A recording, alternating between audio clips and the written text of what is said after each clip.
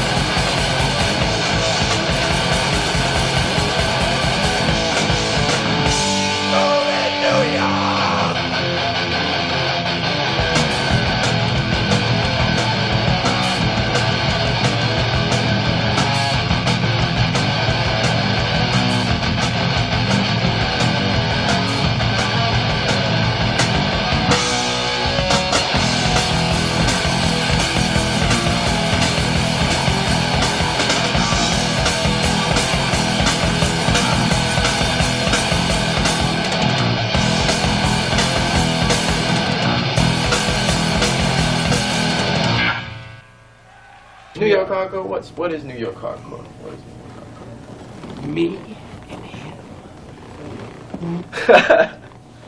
I grew up around Guidos and kids like that and Cousins and shit, I was the only white kid in my neighborhood. And I was totally always getting beat up and always thrown around, and I was rejected from that whole little society there. They couldn't accept me for what I was. So we built our own. I found this clique of people that I got along with. We were people that, you know, that strived for different things. And the kids that I was growing up with that were abusing me and beating me up now work at like offices or in supermarkets, and or they're all Murphy's Law fans. Back in 1982, 83, it was, like I said before, like a family. It was a life, it was like everybody's together. We were pretty much it was a very poor way of living. We all lived in one apartment on 188 Norfolk Street down here in Lower East Side. It was about 10 of us. And our ways of eating or anything like that was we used to actually, you know, man on the street, you know, ask for change and stuff like that. And we worked together. We'd all bring back money and we'd eat. It was a very poor lifestyle. And we lived together. We learned how to live as people together instead of like individually breaking up and like being like, you know, selfish stuff. We kind of learned like sort of like a commune, you know, sort of like you could say like a hippie commune, but it was nothing like a hippie commune. But what I'm trying to say is, it was more of a harder commune, you know. We're gonna be doing a lot of stuff on my first album, an album called Victim in Pain. This song here is called Victim in Pain.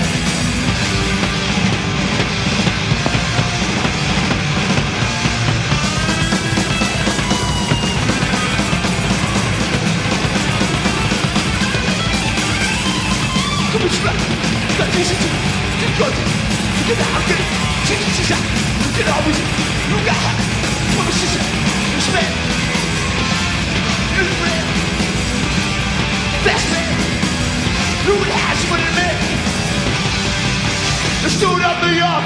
You're on video.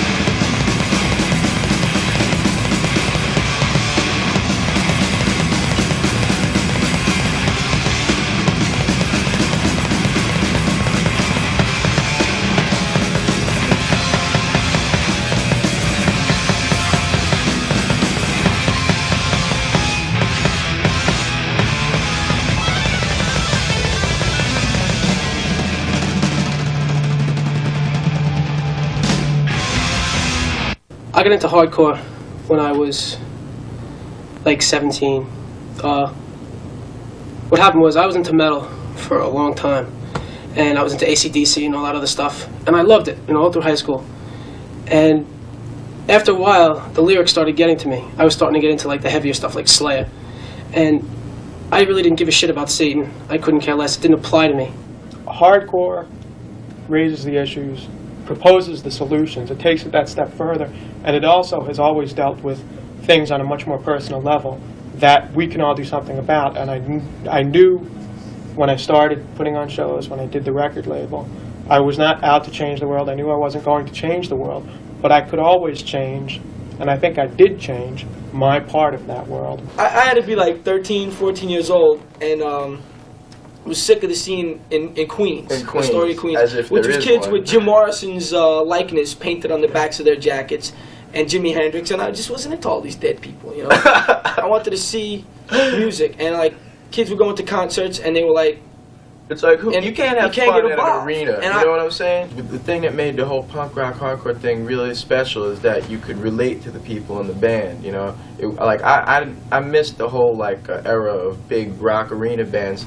You know, I started going to gigs, like punk gigs, when I was real young. So I was always on a level where the band and you were like one. It was like you were out there, you were sweating, they were up there going at it, and and the whole stage dive and the whole thing, you know, I mean, it was like you were one with the band. It wasn't like they were some kind of idols and you were down here like, oh. Well, it only happened if the band was killer. I think I got attracted to hardcore just because, I guess as everybody does at a point, you just get sick of your parents, you get sick of school, you don't want to go to work, you just want to kind of screw around and hang out, and you're pissed off, and then Victim in Pain comes out, and you just get rip that open at your friend's house one night, and it just kind of pushes you over the edge. At that point, I just when the band started, I had no I wasn't even thinking about singing for a band. I just got thrown into it just because I got asked to. And I was just like, sure, why not? I had nothing else to do.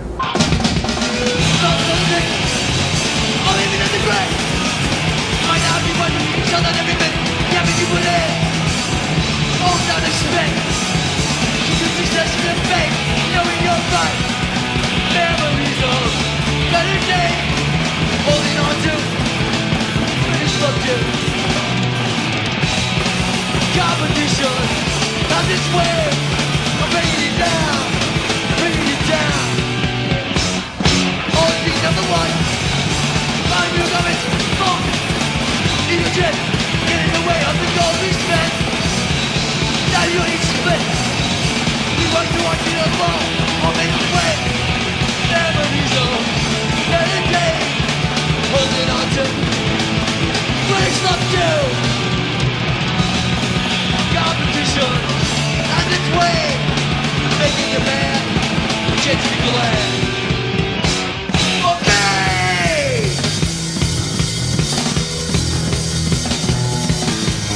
Get it, Wally!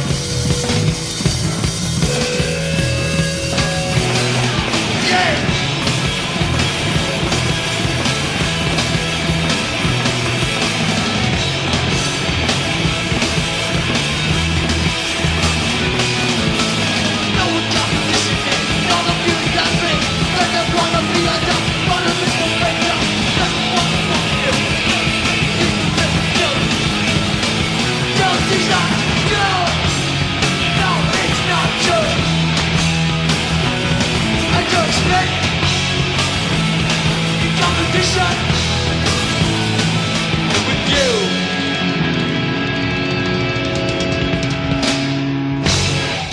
Our music is written total crowd participation. Yeah, Because that's how we grew up. Listening to early hardcore was total crowd participation. Pile on, sing along, all that stuff. That's your outlet. I mean, you can't. It kind of dulls the energy when you have a 6-foot barricade from the stage to the audience. All right, there's like 4 or 5 different generic types of slam dancing. Now, because I've been around for so long, I remember where those types stemmed from. There was like Jimmy Gestapo used to have a certain style that now is mimicked by thousands of people. John Watson used to have a specific style that is now mimicked by thousands of people. I had a style. I mean, me and John Bloodclot used to have our own style. Paul Dordal had his own little thing. We each had little characteristics about our style of slam dancing. It was almost funny. It was like you'd look into the crowd and you'd identify everybody jumping around doing their little freaky thing. And now you got all these people doing their. I mean, I can sit and go. There's the Jimmy Gestapo. There's the and he's doing the funky chicken. And he's doing. Sure, there used to be fights on the dance floor, but that used to happen when people who weren't down with the scene would come out and think that it was about hitting each other. You'd get a lot of people who had never been around who thought that they were tough guys and had to be down with the in thing, so they'd get out there and be like. And eventually get the shit beat out of them because they'd hit the wrong person. You let out all your frustrations. If you were fucking happy, you got on a dance floor and you danced like a nut. It was the best. It's the best thing. You go to a Chili Peppers gig now and you see this circular, pit thing. From what I remember, this guy Watson, everybody would be doing their thing, and it was this one dude, Watson, who was running around around everybody else, and then one day somebody followed him. The next thing there was 4 people following him. And then the next thing years later, and now with the Chili Peppers. And he don't even go to hardcore shows anymore. It is a boys club thing now. It's like these half-naked, bald, sweaty guys, which girls I'm sure would love. You girls love to watch half-naked, bald, sweaty guys go grind on each other. But in the reality, when there was pogoing and the stimulators and skanking, we did it all together. Girls were there. I love you know, I love to dance with girls, you know. I love girls are cool, and it's a cool thing. Actually, I never did get hurt in hardcore. I mean, believe it or not, never taking pictures. I did get hurt once, though. I was shooting the Cycle Sluts from Hell, not even hardcore band, at the Ritz. And, I mean, I just didn't expect anyone to be dancing around, so I wasn't, you know, had all my eyes open everywhere, and I got kicked in the back of the head, and I had to get stitches right here. But I don't know, hardcore's not dangerous compared to everything else. I don't know.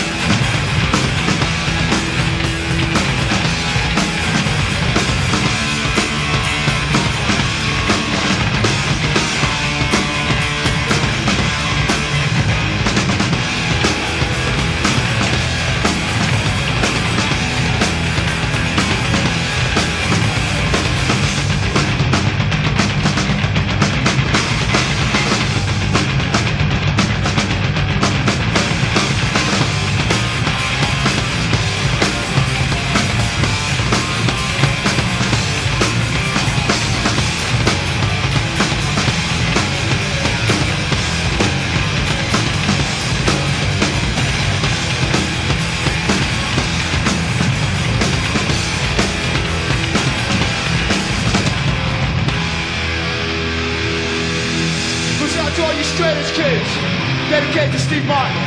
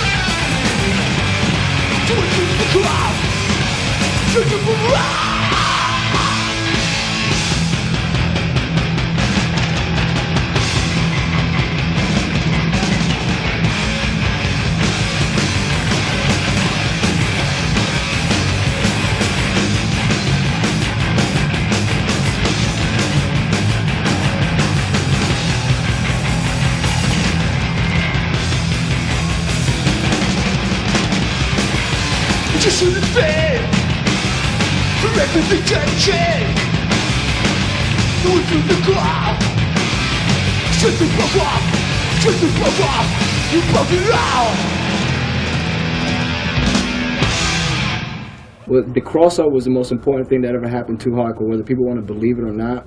Just when it was starting to get a little bit boring because everybody was playing the same 3 chords back and forth and every other way, we broke into that, you know. And at the same time, it was people, the metal kids were breaking into hardcore, and I saw them breaking in and liking what we play, so I wanted to try what they're playing, and I got a kind of like a good cross between both of them, and I liked it.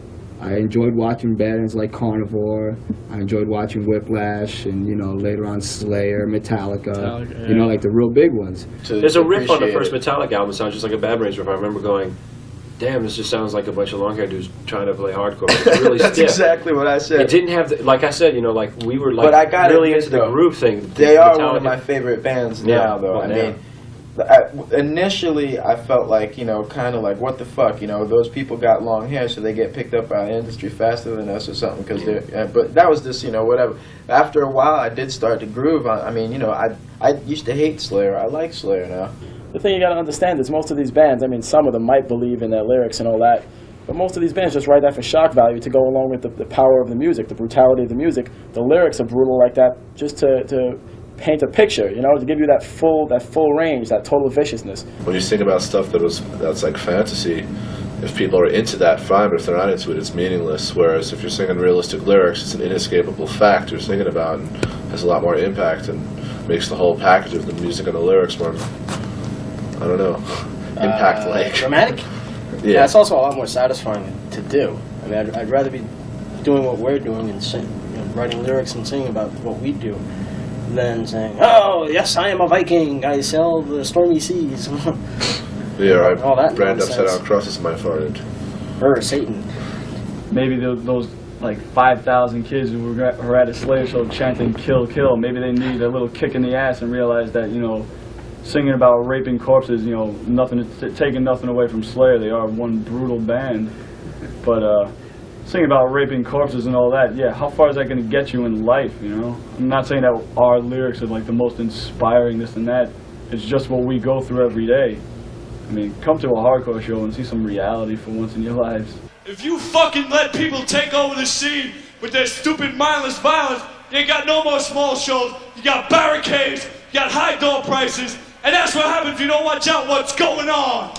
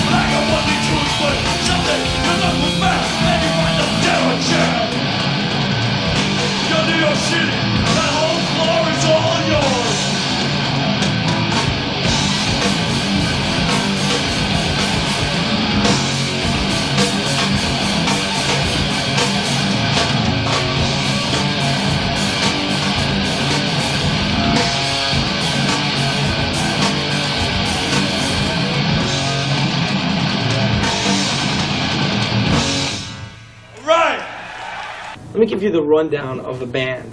It's like the rehearsal studio gets paid, the recording studio gets paid, the record label gets paid, everyone that works around the lawyer gets paid, the manager gets paid, the clubs get paid, everybody gets paid first, and then the band. And so a lot of by the time times we get paid, we're lucky if we can afford breakfast. A lot of times the band's so dizzy and confused about everything else that's going on that they don't wind up getting paid. So that's why you gotta play because you want to, and because you, as a person, you have to like feel whole. I mean, if I stopped playing music, I'd fizzle away and die somewhere like a bum, you know. Turn into a ball of gel. I'd turn into a pumpkin or something fucked up. Personally, I think it's good that the music industry really doesn't pay attention to hardcore because, like you said, we work in the music industry.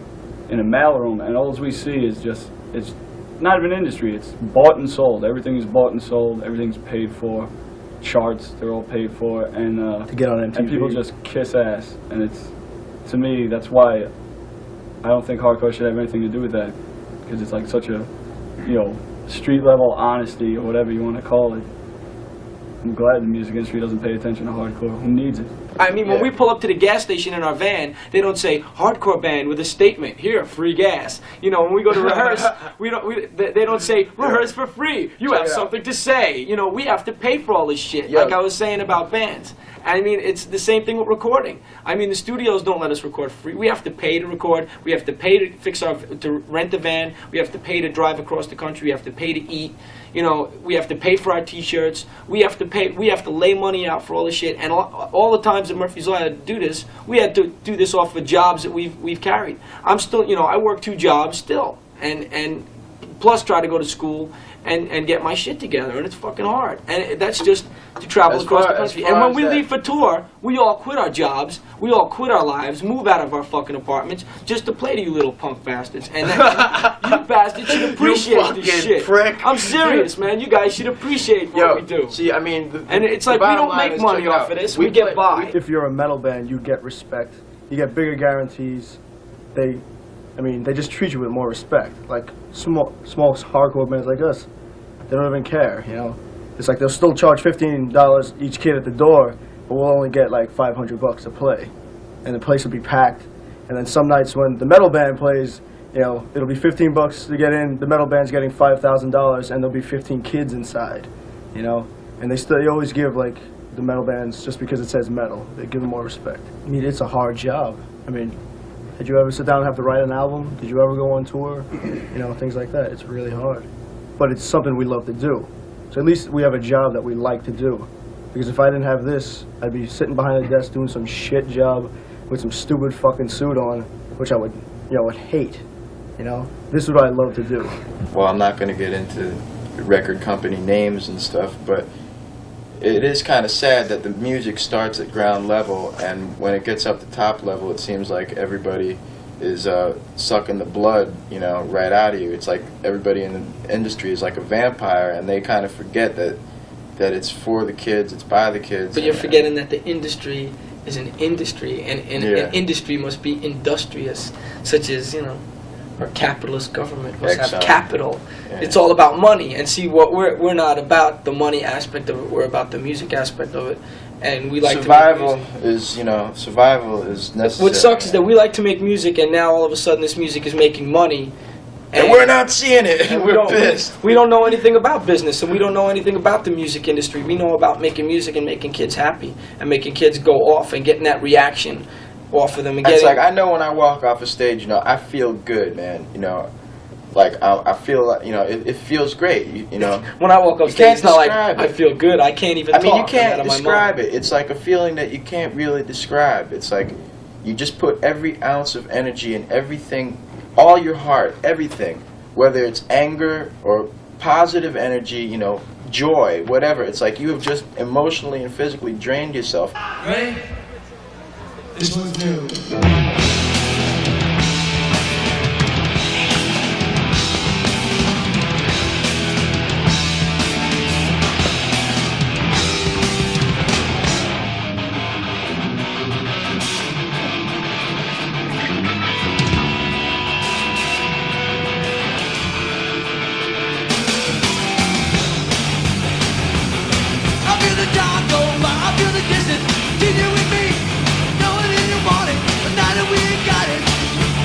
You gotta turn it around, pick it up, the things we said, what did it mean to you?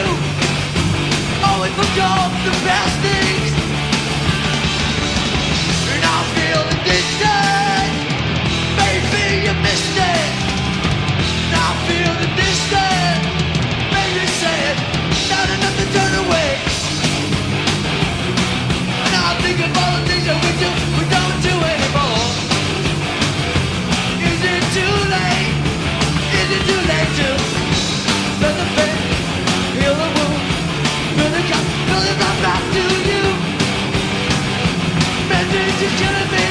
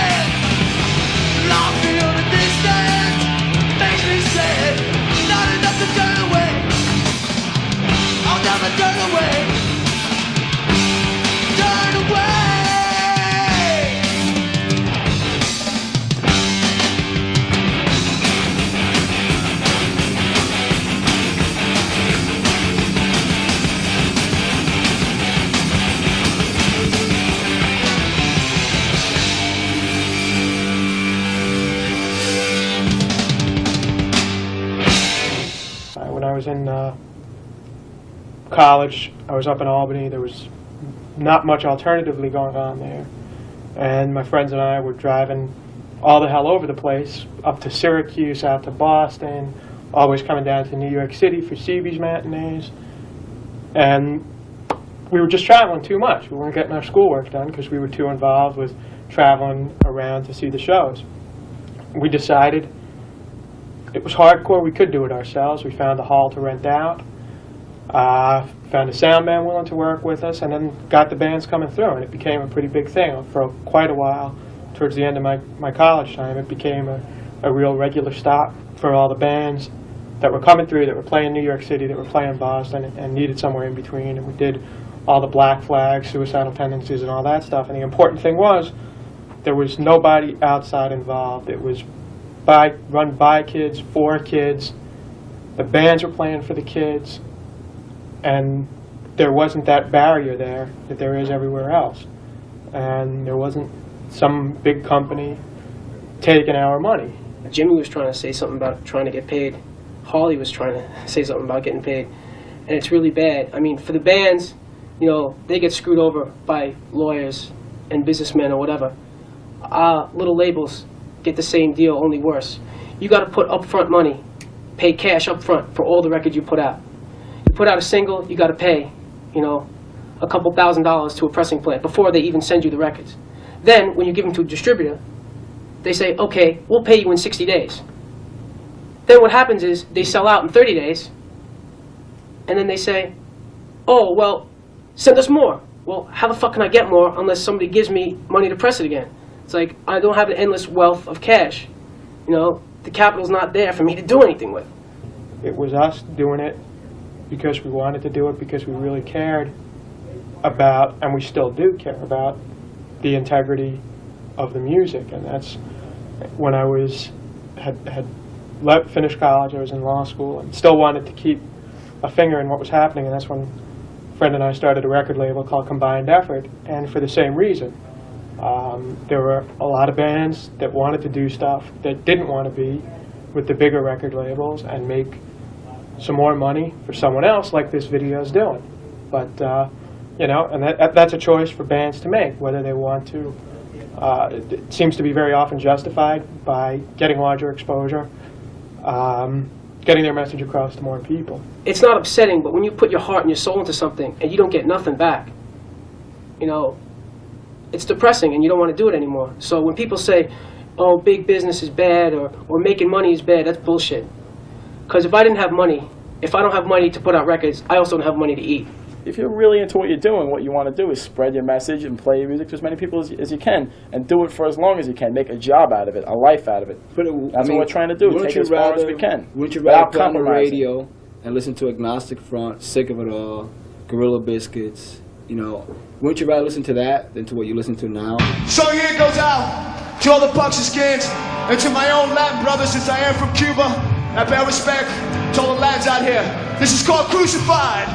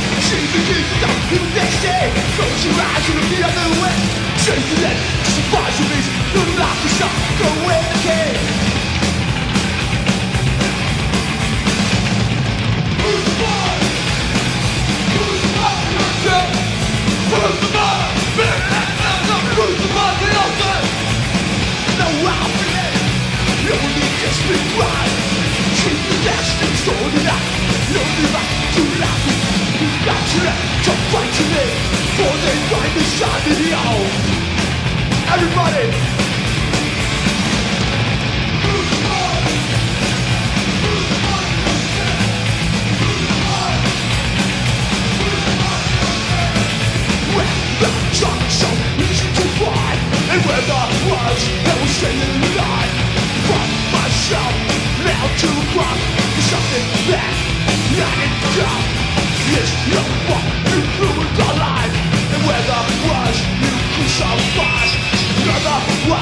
Look at the job right, but it's always I should do the time.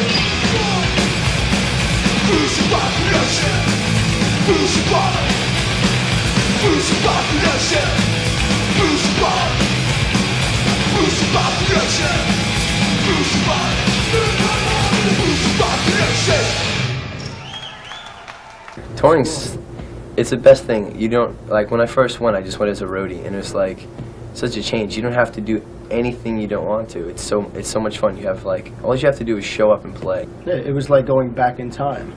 It was like seeing, like, CBGBs, and we were going to other states and seeing the way it was. We were seeing it there. All the kids were friendly, you know, they were all into it.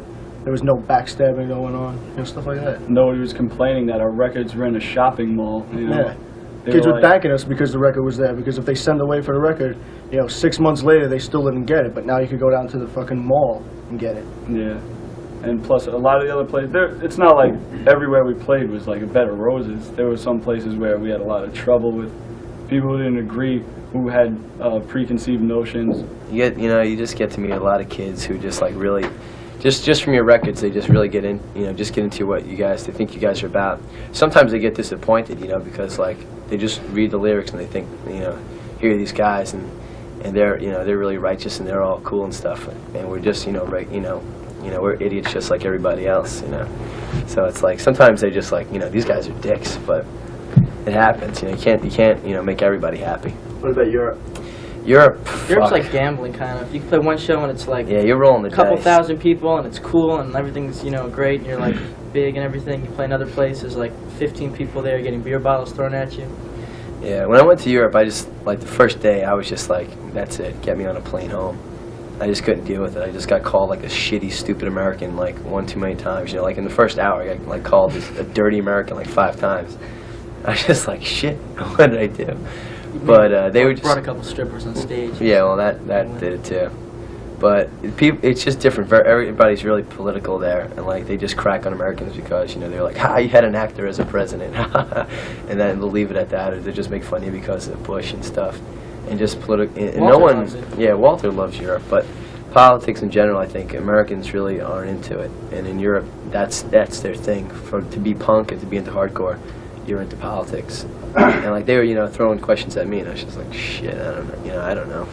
Never ever thought it would get to Europe. We played Czechoslovakia and Yugoslavia, and it was intense. The kids were out of their minds because they found this new freedom, and it was such an enlightening thing compared to a lot of kids here that don't even know how spoiled they really are.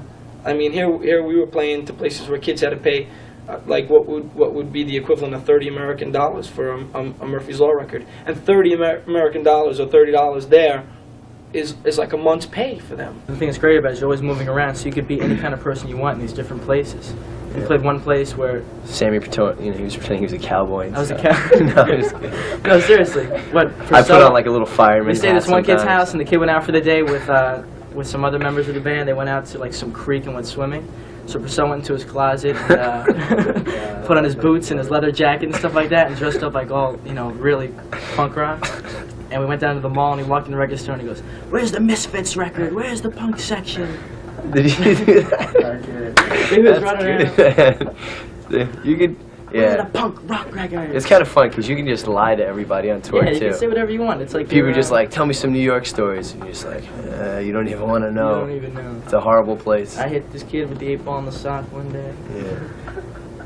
Well, if any band ever helped my band out, it was the Beastie Boys. They took us on a United States tour, an arena tour. In any case, we did these arena tours, and we did really good. The kids liked us a lot. We thought we'd get booed off the stage at every show, and what actually was happening was people liked it because we were live.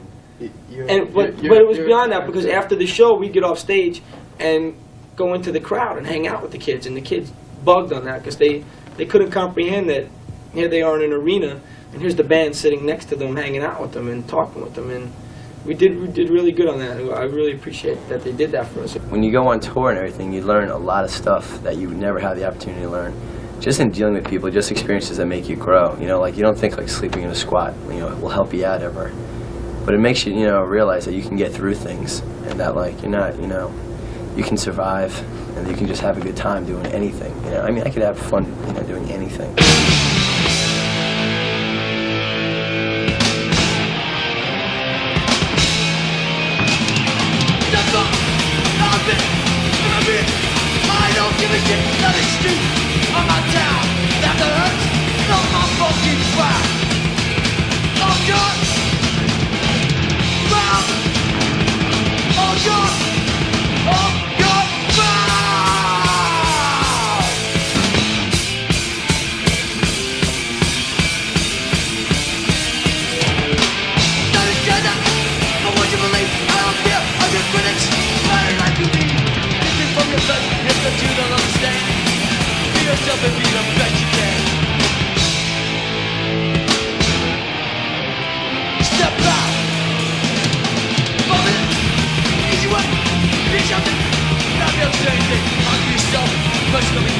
Stop for the person, hold your breath. Oh God! Wow! Hold your...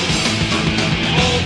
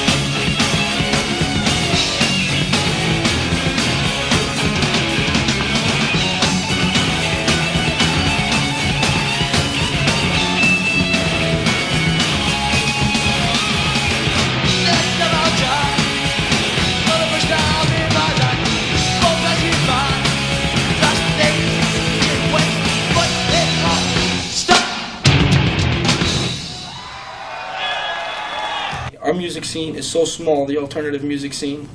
I'm not talking just about hardcore, college music also. All music that's other than arena rock is a minority because there's such a small audience. And if we fight each other, it'll never get anywhere. Same thing with rap. Kids are shooting each other, the music's getting a bad rep. You talk about freedom of speech, and that's the first thing you want to take away. I mean, censorship is really wrong. You should let a band put out what they listen to what they got to say, or however they got to say. You're taking away their freedom of speech. The only thing they're doing is making kids hungry to go out and buy records like that. They're only making the kids want it more. So it's only working in reverse of what they're trying to do.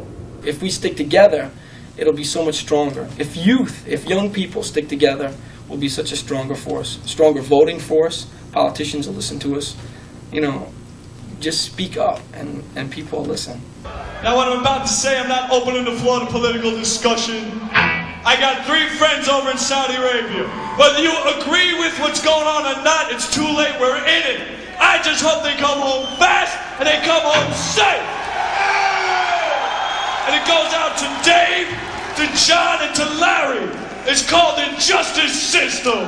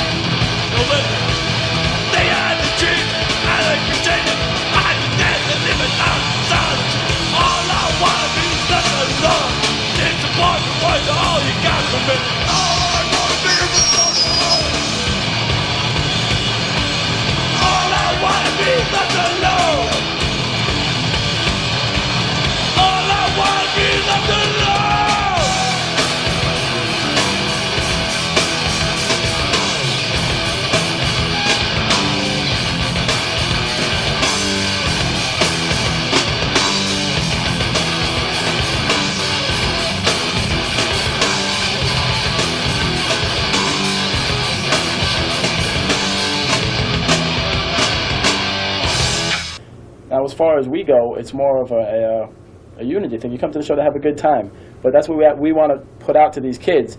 That it's about having a good time, not about getting into fights. Unity, man. You know? What we were striving for then, and we didn't even know we had it, was unity. We used to preach all this stuff like unity amongst the scene and this and that. We didn't think we had it. When that actually we had it more than we ever probably will have it, because we were so tight. And now it's like we play shows, Murphy's Law play shows, and kids start fighting each other. I mean, on the dance floor. There was a riot at their last gig, and at our last gig in New Jersey, that these kids just started beating the shit out of each other. I mean, of course, me or Jimmy don't.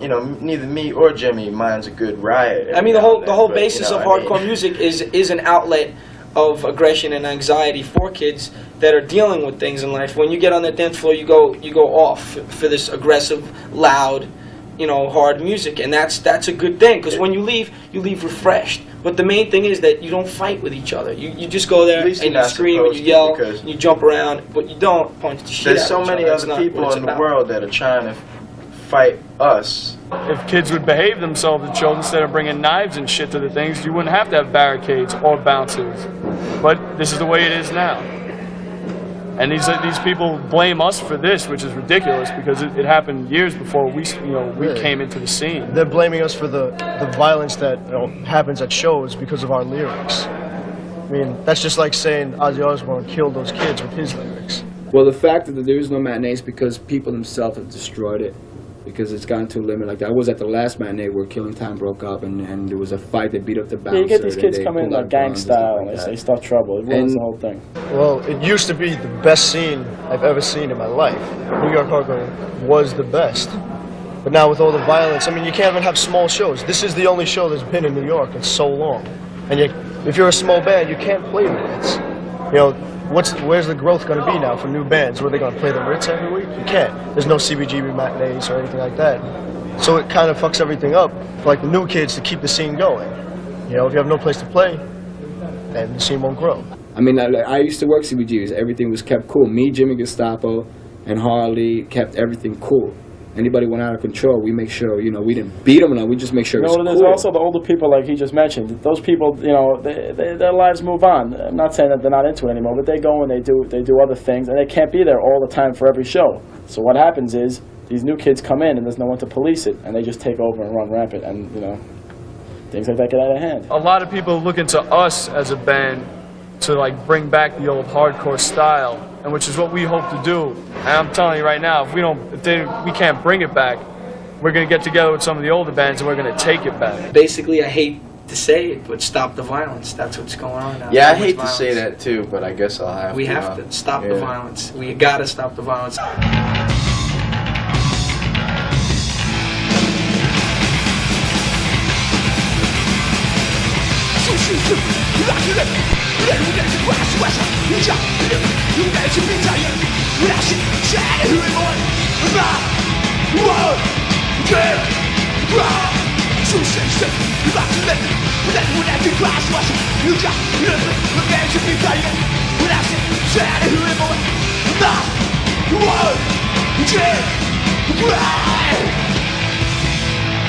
Let's fuck shit up.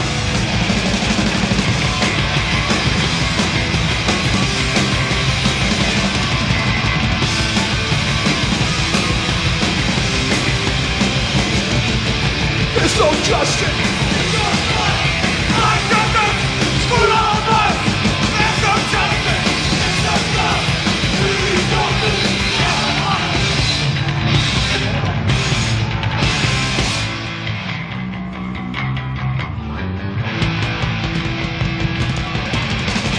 Try to jump the right to what was moving. You was on my back. Why do you have me right? You can shoot me out. You know, taking you so blind. Losing me, lost your friend. You should laugh when you shoot your tattoos. When I try to jump the right to what was moving. You was on my back. Why do you have me right? You can shoot me out. You know, taking you so blind. Losing me, lost your friend. You should laugh when you shoot your tattoos. What a regret. When you put me someone else got the undead upon the way. Keep you in the dark. They just want you wind up by yourself.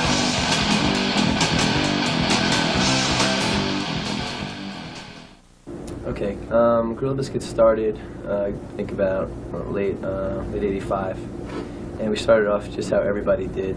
I hate to be a pain in their behind, but like, could you speak up? Because Oh, I sure. can't get any levels. I'm sorry. All right. Keep busting All my right. balls. That's I will. Okay. As we sit in the farting lounge in our posh uptown apartment.